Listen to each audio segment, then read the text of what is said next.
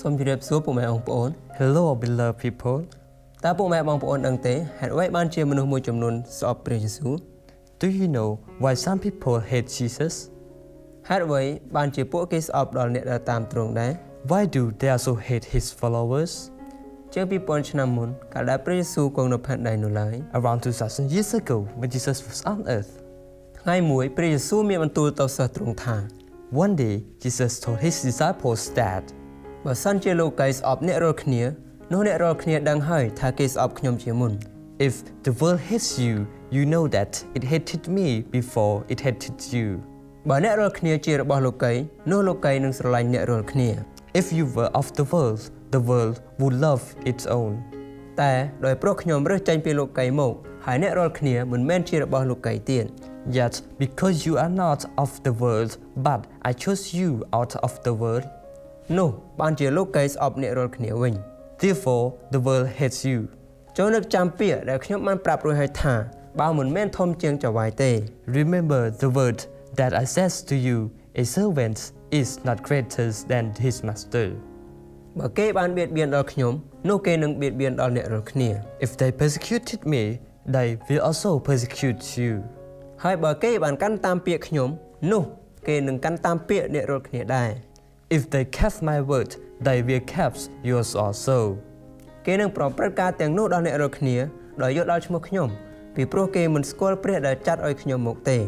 But all these things they will do to you for my name's sake, because they do not know him who sends me. បើសិនជាខ្ញុំមិនបានមកនិយាយនឹងគេនោះគេអាចមានបាបទេ If I had not come and spoken to them, they would have no sin. តែឥឡូវនេះគេគ្មានសេចក្តីដោះសារចំពោះបាបរបស់ខ្លួនសោះ But now they have no excuse for their sin. អ្នកណាដែលស្អប់ខ្ញុំនោះក៏ស្អប់ដល់ព្រះវរបិតាខ្ញុំដែរ He who hates me hates my fathers also. បើខ្ញុំមិនបានធ្វើការនៅក្នុងពួកគេដែលគ្មានអ្នកណាទៀតបានធ្វើឡើយ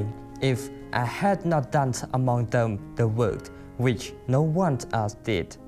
នោះគេអាចមានបាបទេតែឥឡូវនេះគេបានទាំងឃើញហើយទាំងស្អប់ខ្ញុំនិងព្រះវរបិតាខ្ញុំដែរ they would have no sin. But now they have sinned and also hated both me and my father. នោះដើម្បីឲ្យសេចក្តីដែលចែងទុកមកក្នុងក្រឹតវិន័យរបស់គេបានសម្រេចដែលថា But this happens that the word might be fulfilled, which is written in the law. គេបានស្អប់ខ្ញុំដោយឥតហេតុ They hated me without a cause. ប៉ុន្តែកាលណាព្រះដល់ជាជំនួយត្រង់យើងមកដែលខ្ញុំនឹងចាត់មកពីព្រះវរបិតា But when the helper comes, whom I shall send to you from the Father, គឺជាព្រះវិញ្ញាណនៃសេចក្តីពិតដែលចេញពីព្រះវរបិតាមកព្រះអង្គនោះទ្រង់នឹងធ្វើបន្ទាល់ពីខ្ញុំ the Spirit of truth who proceeds from the Father, he will testify of me. ហើយអ្នករាល់គ្នានឹងធ្វើបន្ទាល់ដែរពីព្រោះអ្នករាល់គ្នាបាននៅជាមួយនឹងខ្ញុំតាំងតែពីដើមមក And you also will bear witness because you have been with me from the beginning.